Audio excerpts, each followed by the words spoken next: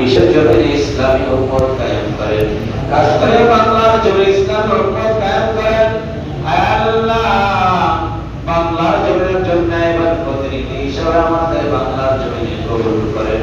আয় আল্লাহ, যারা জনগণ মালের হিসাব করে সঠিক পারে, ইয়া আল্লাহ জনগণের মালের নিরাপত্তা থাকবে, আয় আল্লাহ ন্যায় বিচার থাকবে। আল্লাহ এই ব্যক্তি দেশের প্রধান হিসাবে ভবিষ্যতে কবুল করে না। আয় আল্লাহ, ইসলামী যতগুলো মুসলমান ইসলামী দল আছে, আল্লাহ সকলে একত্রিত দিনের কাজগুলো করার তৌফিক দান করেন। আমাদের সকল মুসলিমদের আল্লাহ দিন বোঝার মতন মানবার মতন তৌফিক দান করেন।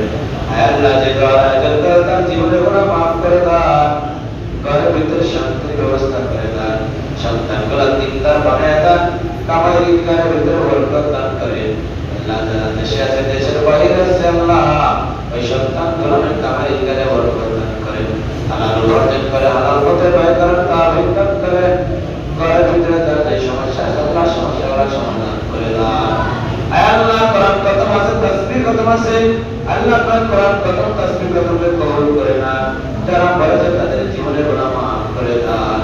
আল্লাহ, যে উদ্দেশ্যে করা বলে উদ্দেশ্যকে আপনি কবুল করে নেন। আল্লাহ, তার ভিতরে যত কবর রাশি আছে মাফ করিয়া দেন। ইয়া আল্লাহ, আমাদের নবী তো দুনিয়াতে না